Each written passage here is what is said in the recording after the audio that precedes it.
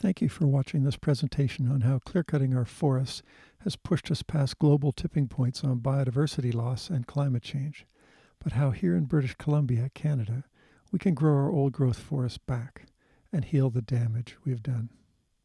By growing our forests back to old growth, we'll get back the 40,000 jobs and the protection from extreme fires and floods that they used to provide, and we'll meet our 30% target for biodiversity protection immediately. To prove it, I'll show you a simple, easy blueprint for EcoForestry, codify the precise legislation we need to make it real, and invite you to help get it passed. But we'll start with a legal, science-based definition of what is sustainable forestry and what is not sustainable forestry. Because in Canada, we don't practice sustainable forestry. We don't even practice forestry. We practice clear-cutting. International scientists denounce clear-cutting as permanent land degradation because clear-cutting degrades a biodiverse mature forest into an immature plantation forever. Clear-cutting exposes the topsoil to be incinerated by the sun and wash away in the rain, which runs off and kills salmon trying to spawn and floods our rivers. With so little biomass left, how much atmospheric carbon is this land sequestering? How much biodiversity is it sheltering? How much water can it hold? Scientists call these things ecosystem services. The old-growth soil on the left is teeming with life, or biomass, which provides ecosystem services like maximum tree growth, resistance to pests, diseases, fires, and floods. The clear-cut plantation soil on the right failed to recover in 100 years and no longer provides those services. This is what clear-cutting has done to our province. The white patches are fresh clear-cuts. The darker green areas along the highways were left to deceive tourists and citizens. But we can have lumber and jobs without clear-cutting. We know this because the Menominee First Nation in Wisconsin have been proving it for us for 150 years. This is their forest. Since 1890, they've harvested billions of board feet of premium lumber from pretty much what you're seeing in this picture. They have all the jobs, lumber, and tribal income they want by maintaining what Indigenous ecologist Robin Wall-Kimmerer calls a reciprocal relationship with their land. They take individual trees, but in return they give protection to their forest canopy and structural integrity. They don't have extreme fires and floods because their forest is a giant living sponge that holds 20 times the water that our forests do. I call it ecoforestry for short, but the scientific definition is 100% biomass and canopy retention forestry. If you destroy your canopy, you destroy your forest. If you reduce the living biomass, you reduce the ecosystem services. Here's how the forestry works. This is Merv Wilkinson's Wildwood Ecoforest in Ladysmith, BC. Since 1938, he took 1 million board feet from just 56 hectares, and there's more lumber available now than when he started, because he carefully measured the annual growth and always cut less. He called it living off the interest. When he took this single tree out, the surrounding trees grew faster on the added sunlight and soil resources they got. I've distilled his math down to maintaining 400 trees on each hectare, setting 50 trees aside as keeper trees, which will never be cut, and restricting harvesting to 1 tree per hectare per year. For efficiency, we do 1 cut of 10 trees every 10 years. Clear-cutting does the opposite. Cuts down the entire forest and maybe leaves a tree standing. They say it's okay because it grows back. It does not. And here's the proof. To scientifically prove the sustainability of any kind of forestry, we measure the average annual retention of living biomass on the land. This is a biomass retention chart for a hectare of old-growth temperate rainforest in BC. Biomass is simply every living thing in the forest other than rocks and mineral soil, even dead life such as a rotting log. The dark green is tree trunks. The light green is branches and foliage. The brown is soil. I've made this chart spanning 360 years, shown in the gray line across the top, divided into 120-year sections, and further divided into 20-year intervals. The vertical red saw-cut lines show harvests of 60 cubic meters of timber biomass, or lumber. The biomass grows back in 20 years, so you come back 20 years later and cut again, exactly like a wilderness forest where a few trees die naturally every year and the rest grow back.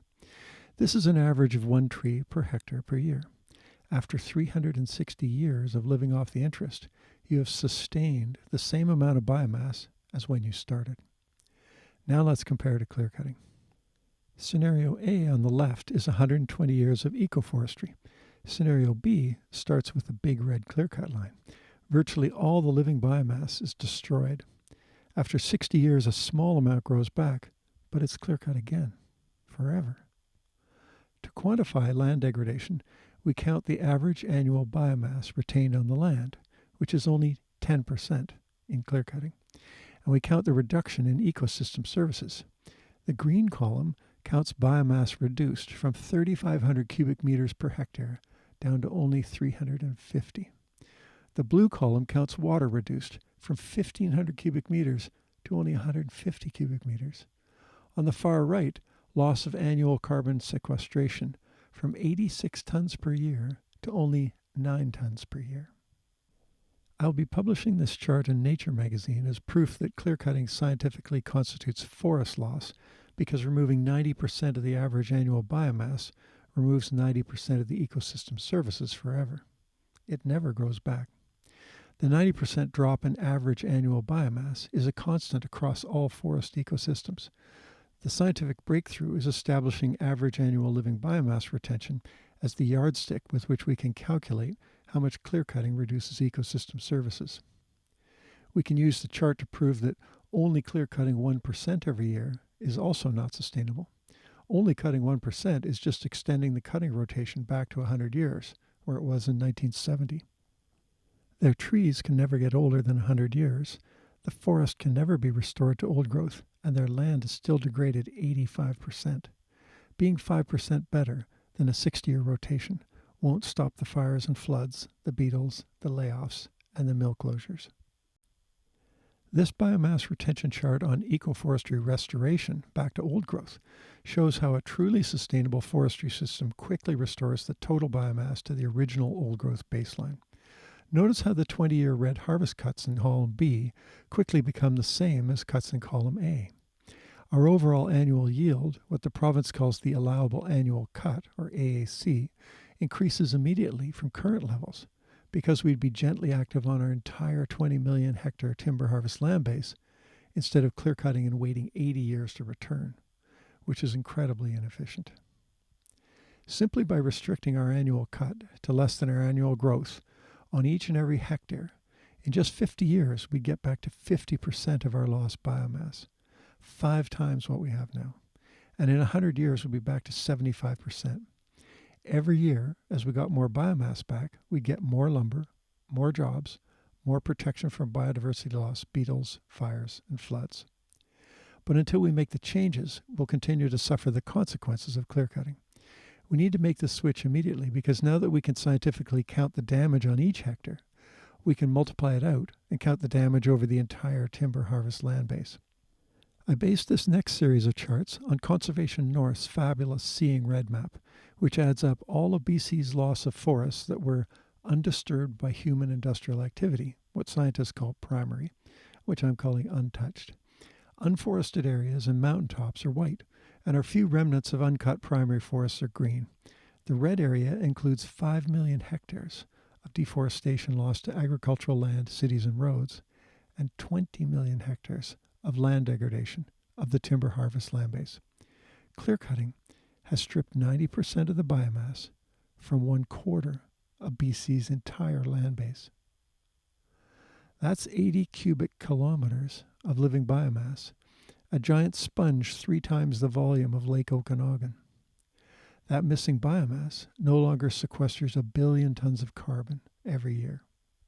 It no longer holds 150 cubic kilometers of water on the land, which no longer protects us from fires and floods.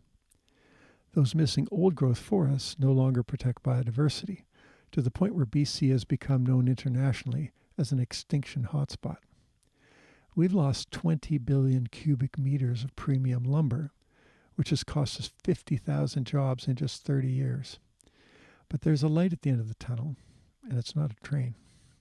Our timber harvest land base is bigger than England. It has no cities or farms in it. We own it. We don't have to buy it back from anybody. All we need to do is grow it from clear cuts back to old growth by passing legislation mandating permanent maintenance of a canopy of 400 trees per hectare, including 50 keeper trees, and restricting harvesting to an average of 1 tree per hectare per year. But seeing is believing. Most people can't believe that we can use wood and not destroy our ecosystems. So let me distill a lifetime of practicing ecoforestry into some clear visual aids. A paradigm shift is just like rearranging the furniture. It takes a little bit of getting used to. So please take a deep breath. For instance, our communities have been divided for 50 years about cutting big trees. In the new paradigm, we want to cut big trees. We just don't want to clear cut them. We want big trees because the key factor for economic, social, and ecological sustainability is timber quality. And timber quality is driven by trunk diameter. Local ecosystems vary, but in BC, EcoForestry produces at least 36-inch diameter trees. The Truck Loggers Association explain why. Old-growth forests produce 3 times the lumber per hectare that clear-cut plantations do. Each cubic meter of lumber is worth 3 times as much. 3 times as much lumber, worth 3 times as much money, means each hectare of old growth is worth 10 times as much. That's why the billionaire corporations are so desperate for the last old growth. And that's why we need to grow it all back. Sawmills love larger trees because they produce less waste, better boards, and support local value-added industries.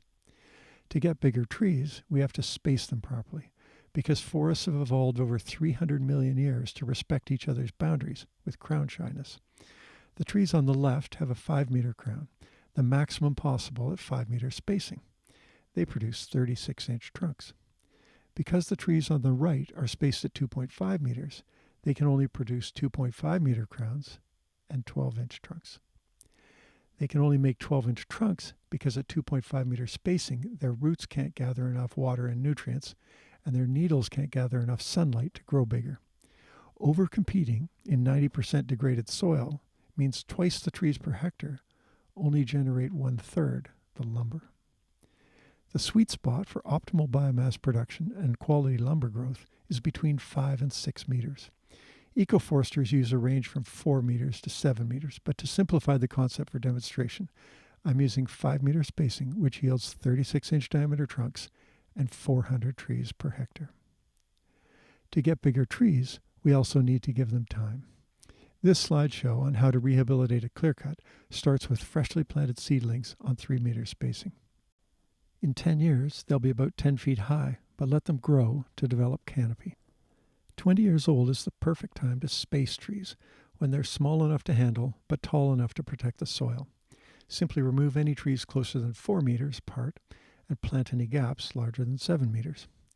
Please note, thinning is an unregulated concept. Spacing is carried out to strict boundaries such as 4 to 7 meters or 400 trees per hectare, and includes planting the gaps. Chop and chip the branches to restore soil biomass. Prune the trees up 6 feet to triple the lumber value and protect us from fires. Plant deciduous between the lumber trees to nourish the soil and protect us from fire. Ecoforestry never uses glyphosate. At 40 years old, your trees will have created basic canopy. Keep pruning every decade because an hour's tree pruning can pay your descendants forward $1,000. At 40 years, start to take 1 tree per hectare per year and immediately plant their replacement to create income and begin restoration of full age range and biodiversity. The clear-cut cycle was designed to produce 80-year-old trees. To our little red person, these trees look pretty big, but they're ridiculously small. These 100-year-old trees are what you get when you extend the rotation back to 100 years by just clear-cutting 1%. But cutting a tree at 100 years is a tragedy because trees only begin to produce lumber efficiently between 125 and 200 years old. At 120 years, keep your eyes focused on trunk diameter, about 14 inches. At 160 years, we have 24-inch diameter. At 200 years, we have our 36-inch diameter trees pruned up 60 feet.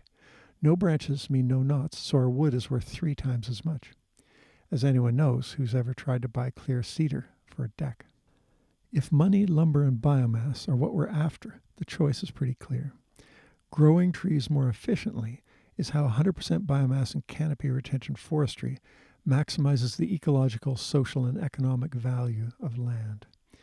Now I'll show you how the canopy retention and biodiversity restoration works and how easy ecoforestry is to do. This is 1 hectare of land, 80 meters by 125 meters, the size of 2 football fields. The trees are spaced from 4 meters to 7 meters apart, producing crown closure, the percentage of ground covered by tree crowns, of about 60%. The first step is to record your land's current inventory, including lumber trees, deciduous, soil biomass, and biodiversity. This interim baseline data establishes a foundation upon which you can verifiably measure increases in ecosystem services provided each decade, so you can eco-brand and market your wood and attract legitimate carbon and biodiversity funding by restoring your forest to the original baseline of old growth. Unfortunately, in our timber harvest land base, here's the kind of mess you'll be faced with. I have shown the extra trees at less than 4 meter spacing in red because they're often a fire hazard. Step 2 is the spacing and fire smarting pass we saw in the last slideshow, where you identify your future lumber trees on the 4 to 7 meter spacing, remove anything closer, and plant the gaps. Voila, a properly spaced forest at our sweet spot for the best lumber and biomass production. The initial spacing pass on our 20 million hectare timber harvest land base would provide 1 billion cubic meters of branches chipped down to make soil and billions of cubic meters of lumber, which would supply our forest industry for 20 years at more than we have now, which would pay for the 40,000 green jobs we'd create and fire smart 20% of BC for free. The next step is to establish at least 40 dead standing habitat trees, or snags. If you don't have enough, create them by killing non-lumber trees. Create your habitat trees under the guidance of a biologist to comprise a range of species, size, and decomposition level natural to your ecosystem's old growth. The next step is the most important one of all. The secret ingredient that turns active forestry into scientific protection. In your first cruise, identify 50 or more keeper trees, which will never be cut for lumber, shown here in blue. The keeper trees are chosen as seed trees and to increase biodiversity. Keeper trees are vital habitat trees for animals that need old growth for nesting or food sources, and crucial for cultural purposes such as to make into canoes or attract tourism. On a whim, Merv Wilkinson kept a 1,200-year-old Douglas fir keeper tree at Wildwood. Passing 100% biomass and canopy retention forestry legislation would establish 50 keeper trees per hectare, over 20% of BC. That is over 1 billion ancient trees grown back and protected forever, while we got more lumber and better lumber than we do now. In year 0, we cut 5 trees, shown as red dots, and wait 5 years to come back, which is 1 tree per hectare per year. Immediately plant replacements, which show up as green dots. 5 years later, the stumps from our last cut are now shown as little black circles, and the trees we planted have changed from green dots to small seedlings. Year 10. Immediate planting enables the seedlings to connect with the mycorrhizal and root networks and gives your trees a head start over deciduous. Year 15. Get your biologist to select planting species to restore biodiversity back to original primary forest values. Year 20. In EcoForestry, tree planting is a breeze because trees are replaced the same day they're cut into fully functioning forest soil, into openings that let in the perfect amount of light to release the new seedlings and promote extra growth in the adjacent trees. Year 25. At Wildwood, Merv did 5-year cuts, but for commercial operations like community forests, I recommend a 10-year cycle of return. A crew of 2 hand foresters could get these 10 trees onto a truck in a day, filling 2 to 5 truckloads. The thousands of dollars earned pays for them to spend a few hours afterwards updating inventory, pruning, adding habitat trees, planting, and fire smarting the adjacent area. Or you could put the 10 trees on a truck in an hour with a small harvester, which will fit between the 5 meter spacing and chop your leftover branches down a bit. Doing all operations in one site visit every 10 years is far more efficient than clear cutting and minimizes wildlife disturbance. Cutting in lines optimizes efficiency, but it's also necessary to protect the land.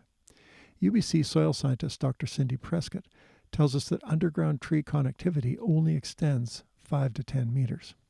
Cutting single file guarantees our seedlings a maximum 5 meter distance to the next trunk. If we cut a double line, this would leave a 15 meter gap between living trees, pushing the envelope. A triple harvest line would create a 25 meter gap between retained trees, which would punch too big a hole in the soil connectivity and crown closure, leaving a dead soil zone. Openings bigger than 25 meters square are clear cuts. Cutting 30 trees at once also means you can't come back for 30 years, which is too long to maintain a good relationship with your land. A weekly date night with your spouse can save your marriage.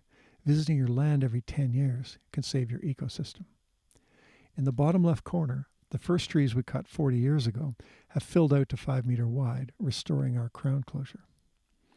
Year 50, when we got to the creek, we didn't cut any trees, we planted them.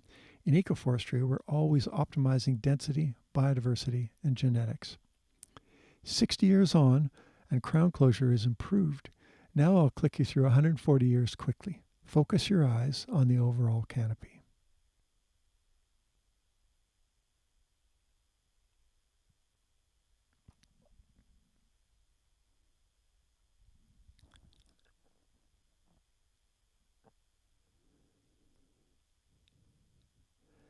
Imagine how little disturbance of wildlife is involved when we're only on the land for one day every 10 years. 100% biomass and canopy retention forestry is scientific protection. And protecting the entire timber harvest land base is the only way we have to reach our 30% commitment, much less the 50% required. And we'd be protecting highly productive ecosystems in the watersheds most of our population lives in. 200 years on, we've increased the canopy and rebuilt dead standing habitat, age range, biodiversity, and 90% of the total biomass of the original old-growth forest.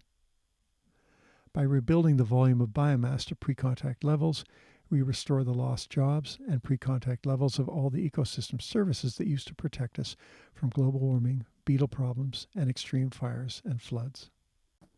Where an abandoned clearcut will take at least 500 years to fully regenerate and thousands of years to fully rebuild its soil, EcoForestry is designed to accelerate restoration down to 200 years.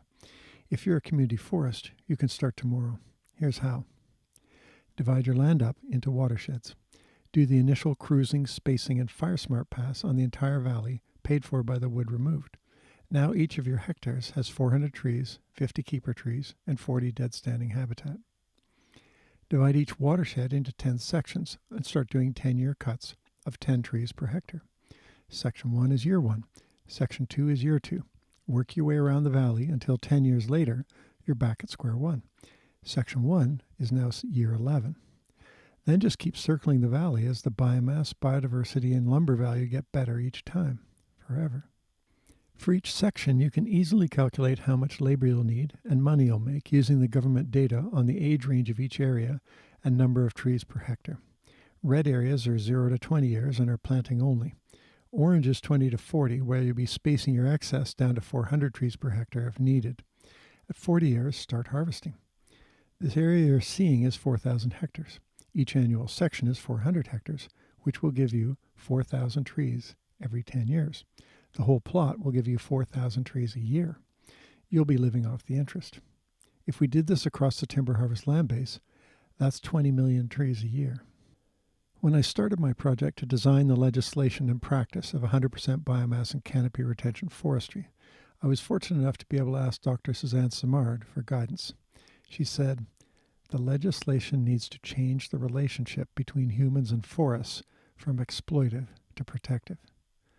My intention is for this video to be the operations manual for her concept, and then express it as bomb-proof legislation. You've seen the manual, here's the legislation.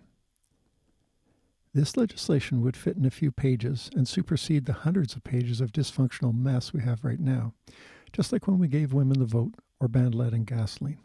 Our premier could pass this overnight, just like he passed legislation to establish no-fault car insurance with ICBC, and it wouldn't cost taxpayers anything. For each hectare of our timber harvest land base, we want 250 to 400 trees spaced at 4 to 7 meters. Maximum harvest is 1 tree per hectare per year. Minimum 50 keeper and 40 dead habitat trees. Restoration of 100% of the original biodiversity. The second legislation we need is to make the Declaration of Rights of Indigenous Peoples legislation useful and effective by giving First Nations veto power over all resource extraction in their territories by requiring their signature on all resource extraction agreements. If they don't like the deal, They don't sign. Grand Chief Stuart Phillip, president of the Union of BC Indian Chiefs, says what governments and corporations need to do is to view old-growth forests not as commercialized products to be harvested and sold, but as the bedrock foundations of a healthy biodiverse environment that First Nations have been stewards over since time immemorial. I believe our society switching from clear-cutting to 100% biomass and canopy retention forestry would honor his wisdom. We also have 700,000 kilometers of resource roads in BC. A road is a dagger to the heart of wilderness. We need a 10-year moratorium on building any new roads to protect the last vulnerable, untouched valleys of old growth. We also need to shrink and restore our roads until this is a mainline logging road. And this little skidder road, very gentle on the land, is most of what we have. These also make nice multi-use nature trails where applicable. The no-brainer place to start with a paradigm shift is BC Timber Sales, who we own. Requiring BC Timber Sales contracts to practice EcoForestry would demonstrate how much better it is on 15% of the timber harvest land base. Those contracts should be handed out to local First Nations and community forests because they have an interest in restoring and maintaining their own local ecosystems, or just give them the land. How come British Columbia is still selling raw logs offshore when Vladimir Putin banned selling raw logs in 2018? Worse yet, BC sells all its trees as raw logs to corporations. First Nations community forests in our province could double their current income by retaining ownership of our trees further up the supply chain. We need to stop selling raw logs as part of taking back a fair share of the income from our forests. Right now, our resource extraction corporations pay a low tax rate and receive billions in subsidies. Our trees are only taxed when they're cut, at only 5 cents a board foot, which you and I will pay $5 a board foot for retail. And industry just flips this cost down to consumers while pocketing the $7 billion inflation. In contrast, the Norwegian government taxes their oil and gas at 75% of corporate profit, and they place that tax at the end of the line. For billionaire corporations, we need to double our tax on their profit and move our forest tax revenue to where we put it on gasoline. Imagine a sticker on your 2x4s at the lumber yard saying, 10% of the cost of this 2x4 created an $8 billion fund that hired 50,000 people to fire smart our province, grow our timber harvest land base back to old growth, and protect 20% of BC for biodiversity. Our communities are so divided, with so much argument about fire smarting, protection, flood control, biodiversity, and jobs. 400 trees per hectare, and only cutting one of them a year, solves all of those problems. Author John W. Reed, in his book Saving Big Forests to Save the Planet, says we must protect our intact forests and bring back those we've lost. Switching from clear-cutting to ecoforestry would do both. We'd stop destroying our precious remaining old growth and take the pressure off it and start growing back what we've lost. But like all paradigm shifts, the most difficult part is convincing our politicians to pass the legislation. The Canadian logging industry rakes in $1 billion a week, which leads to corporate capture of government. So how do we stop our politicians from talking a pretty streak and then selling our forests down the river again the day they get elected? This group of dangerous, hardened criminals called Elders for Ancient Trees are toiling past an illegal RCMP checkpoint in 2021 near Fairy Creek to help 1,200 biodiversity and climate change activists who were abused and falsely arrested trying to get the government of BC to keep its promises to protect old growth. I invite you to move beyond asking government for promises. We need to demand specific legislation. The only demand we have is to withhold our vote. To get 1 tree per hectare per year passed as legislation, we're going to need 100,000 citizens of BC to demand a face-to-face chat with their elected representative, to watch this video with them. Then look them in the eye and tell them, I'm not going to vote for you until you pass the legislation. You can go to 7generationsforestry.ca website and find more support for this, PDF copies of the video, and soon a book you can buy to give a copy to each of your politicians. Here's the elevator speech.